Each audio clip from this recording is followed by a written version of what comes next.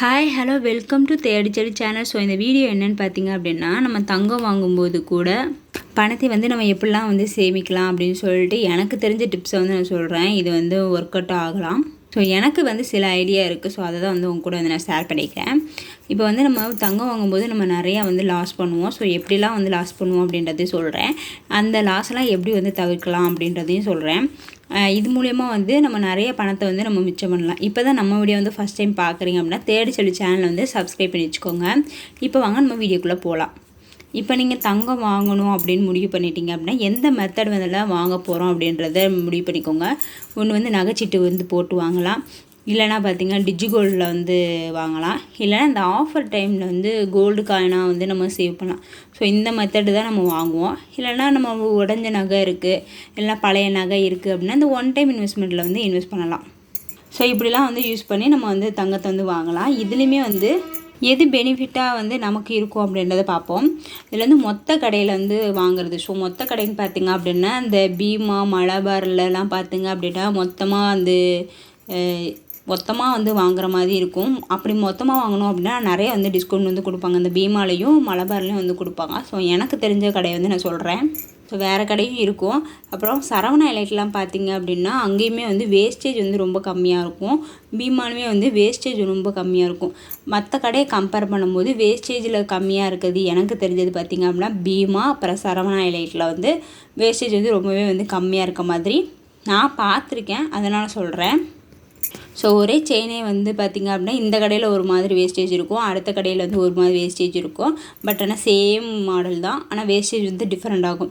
Wastage பொறுத்த வரைக்கும் பார்த்திங்க அப்படின்னா ஷாப்பு கடையில் இருக்கவங்க தான் வந்து நிர்ணயிப்பாங்க.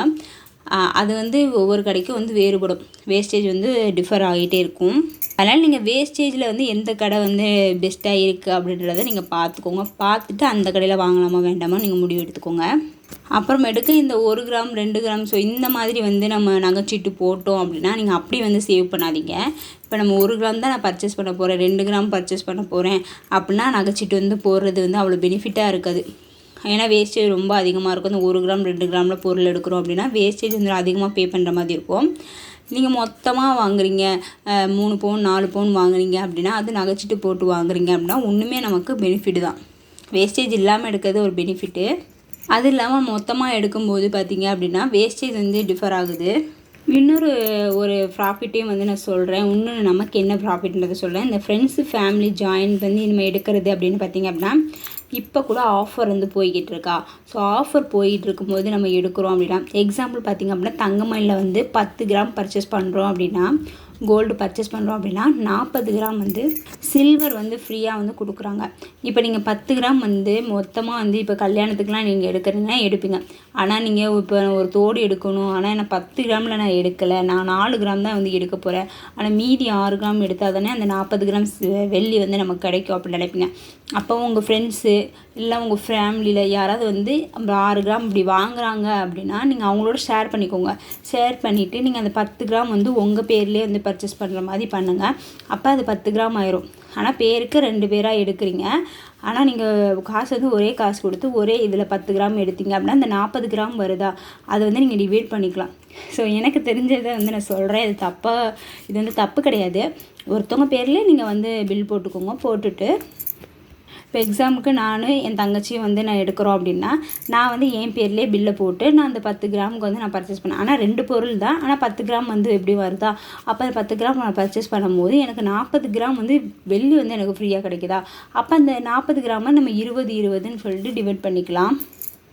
ஸோ இது வந்து ப்ராஃபிட் தானே. இப்போ 20 கிராம் வெள்ளி வந்து நமக்கு ப்ராஃபிட்டாக இருக்குது. ஏன்னா என்னால் 10 கிராம் பர்ச்சேஸ் பண்ண முடியாதுன்றவங்களுக்கு இது வந்து யூஸ்ஃபுல்லாக இருக்கும் இந்த ஆஃபர்லாம். ஸோ இந்த ஆஃபரை வந்து யூஸ் பண்ணியிருக்கீங்களா, இப்படிலாம் வந்து நீங்கள் யோசித்து பர்ச்சேஸ் பண்ணியிருக்கீங்களான்றதை எனக்கு கமெண்ட் பண்ணுங்கள். ஸோ எனக்கு தோணுச்சு, அதனால தான் அதை வந்து நான் எழுதி வச்சுருக்கேன், மறந்துடுவேன் அப்படின்னு. அப்புறம் இது வந்து மெயினாக பார்த்துக்கோங்க. நிறைய கடையில் வந்து விலையை வந்து ஒப்பிட்டு பாருங்கள். ஏன்னா மார்க்கெட் ரேட்டோட வந்து நிறைய கடையில் வந்து கம்மியாக இருக்கும். இப்போ சரவணா எலைட்லலாம் பார்த்திங்க அப்படின்னா மார்க்கெட் ரேட்டோட அப்படி கம்மி. ஸோ அந்த மாதிரி மார்க்கெட் ரேட்டோட கம்மியாக இருக்கா. இப்போ பீமாலலாம் ஆன்லைனில் பார்த்திங்க அப்படின்னா மார்க்கெட் ரேட்டோட கம்மியாக இருக்கும். ஸோ அந்த மாதிரி ஆன்லைன்லேயும் பாருங்கள், ஆஃப்லைன்லேயும் பாருங்கள். கோல்டு ரேட் வந்து டிஃப்ரெண்ட்டாக இருக்கும். ஸோ அந்த மாதிரி வந்து இப்போ பியூமாலெலாம் பார்த்திங்க அப்படின்னா கோல்டு ரேட் வந்து கம்மியாக இருக்குது. அது இல்லாமல் வந்து வேஸ்டேஜ் இல்லாமல் வந்து நம்ம பர்ச்சேஸ் பண்ணிக்கலாம் அப்படின்னு சொல்லிட்டு ஆஃபர்லாம் போய்கிட்டு இருக்குது. அந்த மாதிரி ஆஃபர்லாம் பார்த்திங்க அப்படின்னா வேஸ்டேஜ் இல்லாமல் நீங்கள் வாங்கிக்கலாம். அதுவும் இல்லாமல் கோல்டு ரேட்டும் கம்மி. ஆனால் என்ன ஒரு ட்ராபேக் பார்த்திங்க அப்படின்னா நம்ம வந்து டேரெக்டாக போய் பார்த்தோம் அப்படின்னா நம்மளால் தொட்டு எப்படி இருக்குது அந்த டிசைன் பிடிச்சிருக்கா அப்படின்னு பார்ப்போம். இதில் வந்து பிக்சர் தான் வந்து சூஸ் பண்ணுற மாதிரி இருக்கும். ஸோ அது மட்டும் தான் ட்ராபேக்கு. பட் நிறைய அமௌண்ட் வந்து சேவ் பண்ண முடியும். ஸோ இந்த மாதிரி ஆன்லைனில் பர்ச்சேஸ் பண்ணலாம். ஸோ பீமாவில் ஆன்லைனில் எப்படி பர்ச்சேஸ் பண்ணுறதுன்னு சொல்லிட்டு நிறைய பேர் கேட்குறீங்க. அதுக்கு நான் வந்து நிறைய வீடியோ வந்து நான் போட்டிருக்கேன். ஸோ ஃப்ரீ டைமில் வந்து செக் பண்ணி பார்த்துக்கோங்க. சண்டே, சாட்டர்டே, ஃப்ரைடே வந்து ஆஃபர் வந்து எப்பயுமே ஒரே மாதிரி தான் இருக்கும். வேஸ்டேஜ் இல்லாமல் வந்து பர்ச்சேஸ் பண்ணிக்கலாம். நார்மல் ரேட்டோட கம்மியாக தான் இருக்கும். மார்க்கெட் ரேட்டோட கம்மி தான் பீமா கோல்டில். எந்த வெப்சைட்னு பார்த்தீங்கன்னா beemagold.com அப்படின்னு வெப்சைட்டில் போனாலே நம்ம கலெக்ஷன் வந்து நிறையா இருக்கும். இப்போ நீங்கள் ஒரு தங்கம் வாங்கணும்னு முடிவு பண்ணியிருக்கீங்க.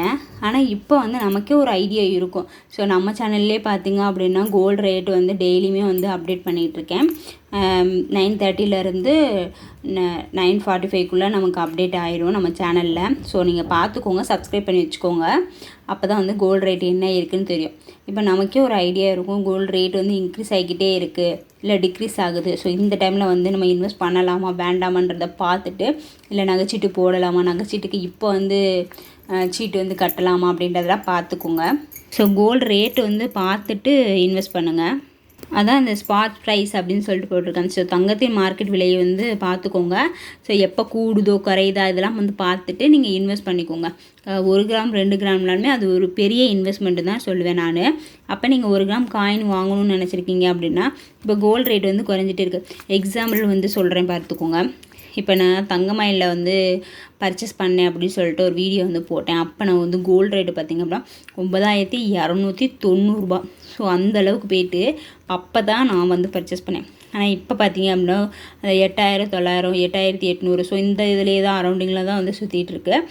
அப்போ வந்து கோல்டு ரேட்டு கம்மியாயிருச்சா? ஸோ இந்த மாதிரி வந்து விலை கூடுதா குறையுதான்றதை பார்த்துட்டு இன்வெஸ்ட் பண்ணுங்கள்.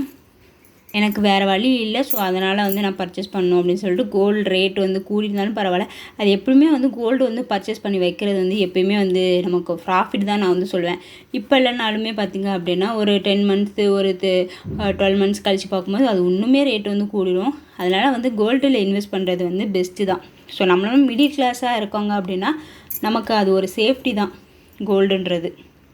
இன்னொரு டிப்ஸு பார்த்திங்க அப்படின்னா இது ஒரு சேவிங்ஸாகவே நம்ம பண்ணலாம். எப்படின்னா இப்போ இந்த நகையை வந்து அங்கே வாங்கவும் செய்யலாம், அங்கேயே வந்து அடகும் வைக்கலாம். ஸோ இந்த மாதிரி வந்து ஷாப்லாம் வந்து இருக்குது. உங்களுக்கு நிறைய பேருக்கு தெரியும். இப்போ இந்த மாதிரி ஷாப்லலாம் பார்த்திங்க அப்படின்னா வந்து இப்போது நகை வந்து நம்ம கொடுக்குறோம். இந்த வந்து டிசைன் எனக்கு பிடிக்கலன்னு சொல்லிட்டு இந்த நகையை கொடுத்துட்டு வேறு புது நகை வந்து எடுக்கிறோம். அப்போ அந்த பழைய நகை இருக்குல்ல, அந்த நகை கடைக்காரங்கள்ட்ட நம்ம சொல்லி வச்சிடலாம். ஸோ இந்த மாதிரி வந்து எதுவும் ஏதாவது கோல்டு வந்துச்சு, ஏதாவது மாத்திரை மாதிரி வந்துச்சு அப்படின்னா எனக்கு சொல்லுங்கள் அப்படின்னு நம்ம சொல்லி வச்சோம் அப்படின்னா அவங்க வந்து இந்த வேஸ்டேஜெலாம் வந்து டிஸ்கவுண்ட் பண்ணி கொடுப்பாங்க. ஸோ இந்த மாதிரிலாம் வந்து வாங்கியிருக்காங்க. அந்த நகையோட டிசைன் வந்து எனக்கு பிடிக்கலை அதனால சொல்லிவிட்டு அந்த சேஞ்ச் பண்ணிடுவாங்க. ஸோ அந்த மாதிரி நகைலாம் பார்த்தீங்க இப்போ வந்திருக்கு, ஸோ இந்த மாதிரி நகைலாம் வந்து வேணும் அப்படின்னு நீங்கள் சொன்னீங்க அப்படின்னா அவங்க வந்து வேஸ்டேஜில் வந்து டிஸ்கவுண்ட் பண்ணி கொடுப்பாங்க. அது நார்மலாக பார்த்தீங்க அப்படின்னா ஒரு 6% வேஸ்டேஜ் இருக்குது அப்படின்னா நீங்கள் வேஸ்டேஜ் இல்லாமல் கூட வாங்கலாம். ஸோ அது மாதிரி வாங்கியிருக்காங்க. அதனால் வந்து நான் சொல்கிறேன். ஆனால் நம்பிக்கையான கடை. ஸோ இது மெயினாக வந்து தெரிஞ்சுக்கோங்க. நம்பிக்கையான கடையில் பார்த்திங்க அப்படின்னா 916 வாங்குவாங்க. ஸோ அப்படி இருக்கும்போது நம்ம அந்த மாதிரி தங்கத்தை வந்து வாங்கிக்கலாம். அந்த மாதிரி தங்கத்தை வந்து நீங்கள் யூஸ் பண்ணாலும் யூஸ் பண்ணிக்கலாம், யூஸ் பண்ணாட்டி கூட அது ஒரு சேவிங்ஸாக நீங்கள் சேவ் பண்ணி வச்சுக்கலாம். நம்ம அந்த மாதிரி அடகு வைக்கிறது இல்லைனா வந்து ஒன் டைம் இன்வெஸ்ட் பண்ணுறது. ஸோ இந்த மாதிரி மெத்தடுக்கு வந்து நீங்கள் யூஸ் பண்ணிக்கோங்க. உங்களுக்கு அவங்க வாங்கின நகையை வந்து நம்ம எப்படி வாங்குறது அப்படின்னு நினைப்பீங்க. இல்லை அந்த டிசைன் நல்லாவே இல்லை, இதை போய் இதுக்கு வாங்கிட்டு நீங்கள் நினைப்பீங்க. ஆனால் நம்ம வேஸ்டேஜ் இல்லாமல் வாங்கும் போது அது நமக்கு பெஸ்ட்டாக தான் தெரியும். இது வந்து ஒரு இது ஒரு வழி. அதனால் நான் அதை சொல்கிறேன். இது வந்து நான் தப்பான வழி எதுவும் சொல்லலை, வாங்கியிருக்காங்க அதனால் இது ஒரு மெத்தட் இருக்குன்றதை சொல்கிறேன். நெக்ஸ்ட்டு பார்த்திங்க அப்படின்னா பேங்க்கில் வந்து நம்ம வைக்கிற நகை வந்து மீட்ட முடியல அப்படின்னா ஏலத்துக்கு போகுமா. ஸோ அந்த மாதிரி ஏலத்தில் இருக்க நகையை வந்து வாங்கலாம். ஸோ இதுவுமே வந்து இப்படி வாங்கும் போதுமே நம்ம நிறைய பணத்தை வந்து சேவ் பண்ணலாம். ஸோ எந்தெந்த வழியிலலாம் நம்ம வந்து பணத்தை வந்து மிச்சம் பண்ணுறதெல்லாம் தான் வந்து சொல்லிகிட்ருக்கேன். இப்போ நம்ம பேங்க் ஏலத்தில் பார்த்திங்க அப்படின்னா நம்மளால் நகையை வந்து மீட்ட முடியல அப்படின்றது நகையை தான் வந்து ஏலத்துக்கு விடுவாங்க. அது வந்து நம்ம வாங்குறது வந்து நம்ம இல்லீகலான்னு நினைப்பீங்க. ஸோ அது வந்து கவர்மெண்ட் ப்ரூஃப் தான். அதனால் நம்ம வந்து நம்பிக்கையாக வந்து வாங்கலாம். ஸோ அந்த மாதிரி நகையை பார்த்தீங்க அப்படின்னா உங்களால் போட முடியல, அடுத்தவங்க யூஸ் பண்ணது அப்படின்னு நீங்கள் நினச்சிங்க அப்படின்னா அது வந்து திரும்பி நீங்கள் அடகு வைக்கிறதுக்கு யூஸ் பண்ணிக்கலாம், இல்லைனா ஒன் டைம் இன்வெஸ்ட்மெண்ட்டில் யூஸ் பண்ணிக்கலாம். இந்த மாதிரி நம்ம வந்து வாங்கிக்கலாம். ஏன்னா அதோட ரேட் வந்து கம்மியாக தான் கொடுப்பாங்க இந்த மாதிரி ஏலம் போகிற நகை. ஏன்னா ஒருத்தவங்க யூஸ் பண்ண நகையை தான் வந்து கொடுப்பாங்க. சில நகைலாம் பார்த்தீங்க அப்படின்னா புதுசாக இருக்கும், இன்னும் போட்டிருக்கவே மாட்டாங்க, போட்டு பழசாகவே ஆயிருக்காது. ஸோ அந்த மாதிரி நகைலாம் பார்த்திங்க அப்படின்னா ஏலத்துக்கு வரும். ஸோ இந்த மாதிரி நகைலாம் நீங்கள் வாங்குறது வந்து பெஸ்ட்டு.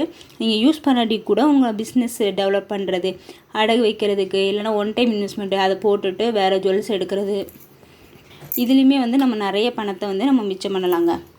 ஸோ இன்னொன்று பார்த்திங்க அப்படின்னா முக்கியமான விஷயம் அப்படின்னா எல்லா ஷாப்லேயும் வந்து வேஸ்டேஜ் எவ்வளோ போடுறாங்க அப்படின்றத கம்பேர் பண்ணி பார்த்துக்கோங்க. ஸோ இதுதான் வந்து மெயினான முக்கியம். இதுலேயே வந்து நம்ம நிறையா வந்து டிஸ்கவுண்ட் பண்ணலாம். இப்போ பார்த்திங்க அப்படின்னா ஜிஎஸ்டி வந்து 3% வந்து கவர்மெண்ட்டுக்கு வந்து பே பண்ணுறது தான். அது வந்து நம்ம கம்மி பண்ண முடியாது.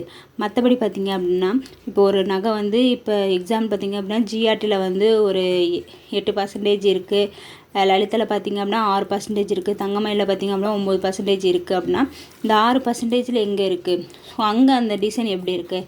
அதே டிசைன் உள்ள செயின் தானா? ஸோ ப்யூரிட்டி எப்படி இருக்குது? கடை வந்து நம்பிக்கையா அப்படின்றத பார்த்துட்டு, ஸோ அந்த மாதிரி லோவஸ்ட் வேஸ்டேஜ் எங்கே இருக்குன்றதை பார்த்துட்டு நீங்கள் நகை வாங்கினீங்க அப்படின்னா இன்னுமே பெஸ்ட்டு. இன்னொன்று பார்த்திங்க அப்படின்னா இப்போ நீங்கள் நகைச்சீட்டு போட்டு ஒரு 18% வந்து டிஸ்கவுண்ட்டுன்னு சொல்லியிருக்காங்க. ஆனால் உங்களுக்கு ஒரு 20% உள்ள நகை வந்து பிடிச்சிருக்கு, ஆனால் நீங்கள் ஒரு 2% வந்து பே பண்ணுற மாதிரி இருக்கா? அப்போ அந்த 2% வந்து நீங்கள் டிஸ்கவுண்ட் பண்ண முடியுமான்னு கேட்டால் நம்ம முடியும். ஏன்னா ஷாப்பில் சொல்லி நம்ம டிஸ்கவுண்ட் பண்ணலாம். ஏன்னா வந்து வேஸ்டேஜ் வந்து அந்தந்த ஷாப் தான் வந்து போடுறது, இது வந்து கவர்மெண்ட் போடுறதில்ல. அவங்களுக்கு எவ்வளோ போடணுமோ போட்டுக்குவாங்க. நீங்கள் வந்து அதுக்கு சொல்லி பார்க்கலாம். ஸோ நான் அந்த மாதிரி சீட்டு கட்டியிருக்கேன், எனக்கு இந்த ஜுவல்ஸ் தான் எனக்கு பிடிச்சிருக்கு, ஒரு 2% எக்ஸ்ட்ரா வருது, ஸோ நீங்கள் அதை டிஸ்கவுண்ட் பண்ணுங்க அப்படின்னு சொல்லிட்டு நம்ம கேட்கலாம். அவங்க வந்து எப்படியும் கம்மி பண்ணி கொடுப்பாங்க. இது வந்து பர்சனலாக எனக்கு நடந்திருக்கு. ஸோ அதை தான் வந்து நான் சொல்கிறேன். இப்போ நம்ம வந்து ஃப்ளோர் மேனேஜர் ஒருத்தவங்க இருப்பாங்க. ஸோ அவங்கள்ட்ட வந்து இந்த மாதிரி கேட்கலாம், இந்த மாதிரி நான் ஜுவல்ஸ் எடுத்தேன், ஸோ இந்த மாதிரி எனக்கு நான் எக்ஸ்ட்ரா மணி கொண்டு வரல, எனக்கு இவ்வளோ தான் வேணும் அப்படின்னு, நான் இப்போ இங்கே தான் வாங்குவேன் அப்படின்னு நீங்கள் சொல்லி பார்த்தீங்க அப்படின்னா உங்களுக்கு குறைக்க நிறையவே வாய்ப்பு இருக்குது. பட் நீங்கள் வந்து கேட்டு பார்க்கணும். ஆனால் நம்ம எந்த டைமில் கேட்கணுன்றது முக்கியம். கும்பலாக இருக்குது, ஸோ சண்டே இந்த மாதிரி டைமில் கேட்டு பார்த்தீங்க அப்படின்னா அவங்க குறைக்கிறதுக்கு வாய்ப்பு வந்து கம்மியாக தான் இருக்கும். பட் வந்து நார்மல் டேஸ் பார்த்திங்க அப்படின்னா வீக் டேஸ் இல்லாமல் வீக் டேஸில் போனீங்க அப்படின்னா குறைக்க வாய்ப்பு இருக்குது. இந்த வீக்கெண்டில் இந்த சாட்டர்டே சண்டே போனீங்க அப்படின்னா குறைக்க ரொம்பவே வாய்ப்பு வந்து கம்மி தான். முடிஞ்சிருக்கு பார்த்திங்க அப்படின்னா நம்ம வாங்குகிற பொருளுக்கு பார்த்திங்க அப்படின்னா வேஸ்டேஜில் வந்து கம்மி பண்ணி வாங்கலாம். எந்த ஷாப்பில் வந்து வேஸ்டேஜ் வந்து கம்மியாக இருக்குது அப்படின்ற போது கூட இப்போ நம்ம ஒரு 18 இப்போ நீங்கள் ரெடி காசு கொடுத்து ஒரு 8% உள்ள நகை வந்து வாங்குறீங்க. ஆனால் அதே ஷாப்பில் பார்த்தீங்க அப்படின்னா 7% இருக்குது. 1% வந்து நமக்கு கம்மியாக இருக்குது அப்படின்னா நம்ம அந்த 1%க்கும் நம்ம பே பண்ண தானே ஆகணும். எப்படின்னாலும் நம்ம மணி இவ்வளோ வந்து லாஸ் ஆக தானே செய்யுது. ஸோ இந்த மாதிரி வந்து கம்பேர் பண்ணி பாருங்கள் வேஸ்டேஜ் எவ்வளோ போடுறாங்கன்னு. முக்கியமான விஷயம் பார்த்திங்க அப்படின்னா நம்ம சேனல்லே வந்து ஒரு வீடியோ போட்டிருக்கேன். எனக்கு தெரிஞ்ச ஜுவல்லரி ஷாப்லலாம் வந்து செயினுக்கு எவ்வளோ போடுறாங்க, தாலி செயினுக்கு எவ்வளோ போடுறாங்க, தோடுக்கு எவ்வளோ போடுறாங்க, வளையலுக்கு எவ்வளோ போடுறாங்கன்னு சொல்லிட்டு ஒரு வீடியோ வந்து போட்டிருக்கேன். ஸோ ஃப்ரீ டைமில் வந்து செக் பண்ணி பாருங்கள். ஸோ இது வந்து பர்சனலாக நான் கேட்டு தெரிஞ்சுக்கிட்ட எனக்கு தெரியும் அப்படின்னா வந்து நான் அந்த வீடியோ வந்து சொல்லியிருப்பேன். இப்போ தோடு வந்து இப்போ எக்ஸாம்பிள் பார்த்திங்க அப்படின்னா ஜிஆர்டியில் வளையல் வந்து 7%லேருந்து ஸ்டார்ட் ஆகுது. இது தங்கமயில செயின் பார்த்திங்க அப்படின்னா 6%லேருந்து ஸ்டார்ட் ஆகுது.